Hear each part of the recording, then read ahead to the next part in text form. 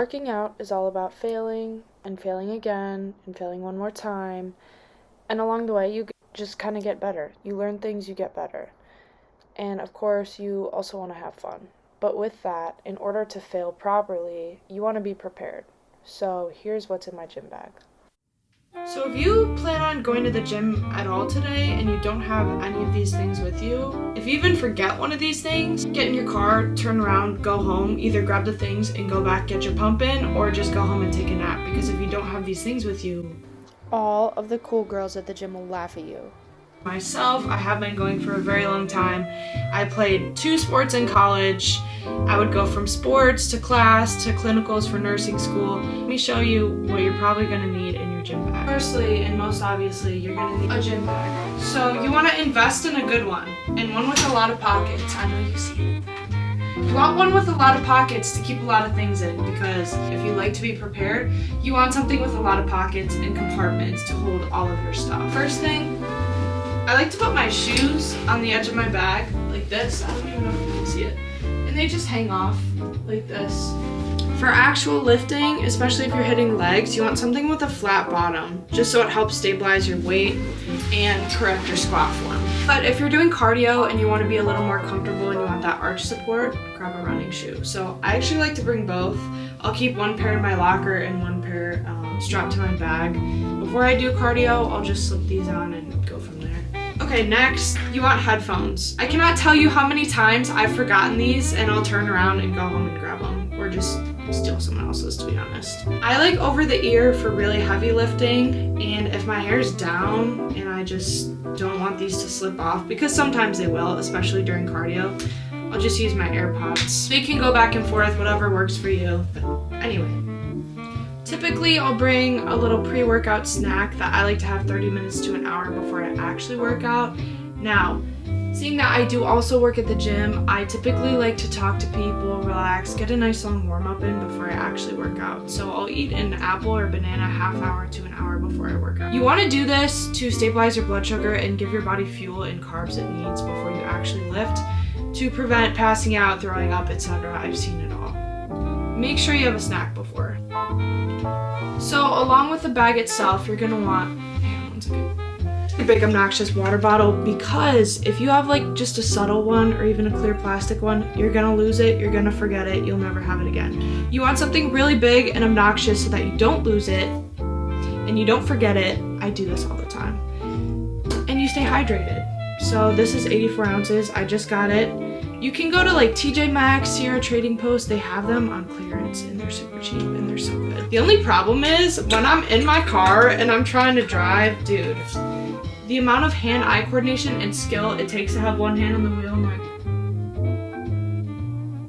like, you see how much of a struggle that was? So this one is new, I have to figure out how to grip it. In the past, I've just used a regular gallon size, like the milk jug water that they sell at the stores. But a lot of people have told me not to do that, and they say that they're concerned because there's microplastics. So finally, I bit the bullet and got a double insulated instead. Next, for after your workout, I highly suggest using wipes just to give yourself a quick wipe down before you go run errands or do whatever you have to do next in the day, in case you don't have time to shower. Now, with being clean and with hygiene, I also bring another bag. So not just my gym bag, a mini bag to go in my gym bag. This is a toiletry bag, and I store things like face soap to keep my face nice and clean, toothbrush, I'm big on oral hygiene, deodorant, and I even have this little pocket pharmacy that I like to bring. I think it's the nurse in me. Just keep different medications for me or other people, just in case someone needs it. I also like to keep lotion for my hands or body. Winter months, I get very dry in my skin, and it's sensitive, so I like to use a sensitive skin type. Of course, usually as I'm walking in, I'll have these on me. For heavy lifting, I use over the ear just because it gives me that extra boost of bass quality. I can't hear anything. Everything is blocked out. But for cardio and things where I really don't want the headphones to slip off, I use my AirPods just because they stay a little more secure. Another bonus thing I like to bring is a book for cardio. I like to get my cardio out of the way. Now if I'm running or sprinting, obviously I can't read and flip through pages. I like to do the Stairmaster a lot or the bike, so I'll read my book, and it makes me feel like I'm being productive while I'm just stationary doing cardio, if that makes sense. Yeah, 4-hour work week. Side note, Tim Ferriss, great author. Shout out to my friend for giving me this book and letting me borrow it for a little. I'm really enjoying it. Now, I'm big on smells, so if I feel like my bag itself smells like a basic body spray, this one's from Bath & Body Works. It's Lost in Santal. It's just the lower end version of this. So if I still want to smell like that, but I don't want to use an arm and a leg to pay for it, I'm gonna get this. I'll just spray my clothes, my shoes, etc. For my actual person, I love perfume oil. I'll mix some of this with my lotion as a base and just rub it so my skin just absorbs it a lot better. I like to be prepared, so I'll just bring extras of all the clothes in case I do want to change before I head out, or you never know. It's always a good idea to have extra clothes so you can either keep these in your bag or the trunk of your car. Of course you want a solid pump cover, so I usually walk in with that. This one's really cool. I actually thrifted this at this thrift convention for like 10 bucks. So that's everything that I keep in my gym bag. I hope you enjoyed this video. I hope you found it helpful. Let's go! We got push day today. Let's get it. So long story short, I started using my camera, which was super scary. I was very nervy. And I actually had my mic on me too, but the mic did not connect. I messed something up, so the mic doesn't work, so there's no sound to the video. I sincerely apologize. So yeah, I just did a quick warm up. Look at that hair, bro. Oh my gosh, this camera is getting me right. Anyway, I just added, I believe, 15s to each side. We're just gonna crank these out really quick. The biggest thing, once you raise your shoulders up vertically, you want to pretend like you're peeking your head through a window. A good friend of mine taught me that, and it actually helps a lot with my set.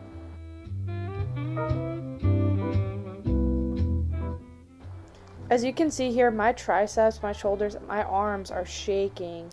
So I just rack it up. That's what I love about using the Smith machine. It's a lot easier to just rack up and go to failure. It's fixed on a vertical plane, meaning although you're not using as many stabilization muscles, it's reliable in that you probably won't need a spot. Aight, big dog. I think 17.5. Okay, Gab.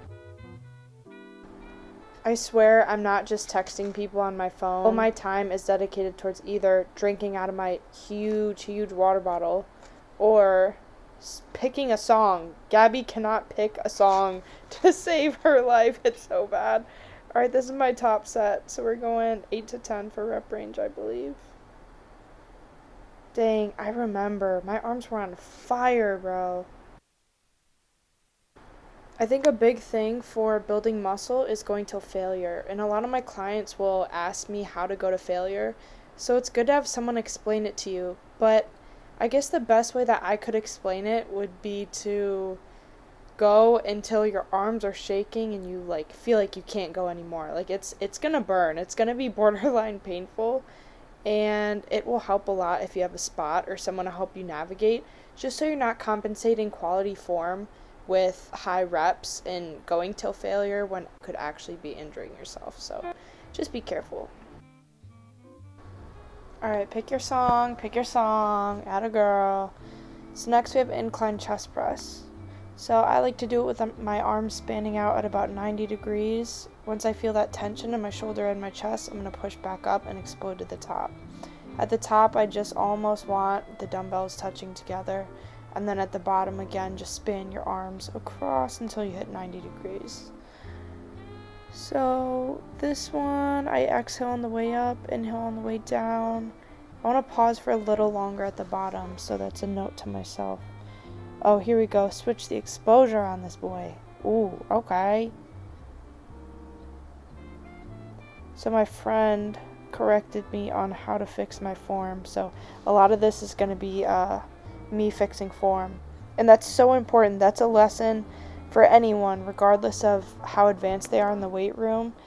You cannot make the progress that you want to unless you capitalize on form. So whether you need to bring a friend in who has more experience, hire a trainer, form is going to be crucial for gaining progress. So, as you can see here, a little bit of laughing, a little bit of goofing around, but we're talking about form correction and how to activate the correct muscles, and even something as little as where you point your elbows, the angle, and even as you're lifting and as you're pushing something up, like focusing on the specific muscles. So here I'm going to try to change my form, and this one I felt a lot more, I remember. And then from there, we took it as far as even going down to like the geriatric, like Zumba class weights. And this actually was very effective. It was very effective. I felt it a lot more in my pecs instead of my shoulders. So good lesson 2 is check your ego. If you need to go down, go down. So as you can see here, I am prolonging my rest time. Just talking, fooling around. Some of my other friends came in. We were just goofing off. And then I finally get back to it. Yeah, some days are like this when I kind of just aimlessly just go through the workout and I'll talk to people as I do it. I enjoy those days because they end up making me laugh a lot. But other days, especially leg day, I have to lock in. Like I really have to focus and concentrate. But you'll have those days, and as long as, it's a marathon, not a sprint, so as long as you get through the workout, you can keep working towards your goal and making progress, that's all you gotta do. So I actually keep my program on my phone. My coach sends it to me via Google Sheets, so that's what I'm doing, or I'm probably picking a song, but I go on my phone, look at what I gotta do, then I get it started. These ones. Okay, so here I'm doing cable lat raises with a glute kickback strap attached to my wrist. These are so humbling, like so humbling. I'm using none of the switches, like everything is just dry weight. It's just the bare minimum here. Ooh, okay. Oh, sorry, I got excited. The lighting made me look really toned. These I'm going to failure, but my delts are like, they're barking. They are barking. Jeez Louise. Yeah, I wish to not do these, but I know I have to. So I can get that shoulder cap.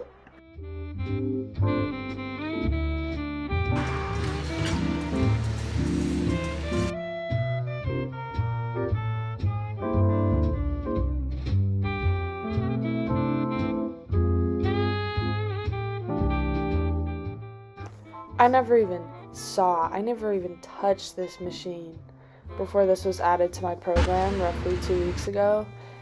And let me tell you, it's different. It's very different. It's not a direct, vertical shoulder press like the Smith was. It's more like out and up. So it's really, really putting some muscle on my shoulders. Here we go, racking weights because people don't put them back. Alright, bent over lat raises. These are really hard for me to activate. My coach always calls me the trap queen because I activate my traps instead of my lats, so it's something that I'm really trying to be mindful of and work on, and it's something that's harder, mentally and physically. So being mindful is super important, and just having muscle activation in the right places is really gonna get you faster results, better results, and more of an effective workout. So that was my workout. Hopefully you got something out of it. I did miss a few things, but I got a client here in like 15 minutes, so I'm about to change, get ready. But yeah, thanks for tagging along for my workout. More to come soon. Hopefully next time the microphones will work, but like, subscribe. Yeah, I'll see you in the next video. Bye.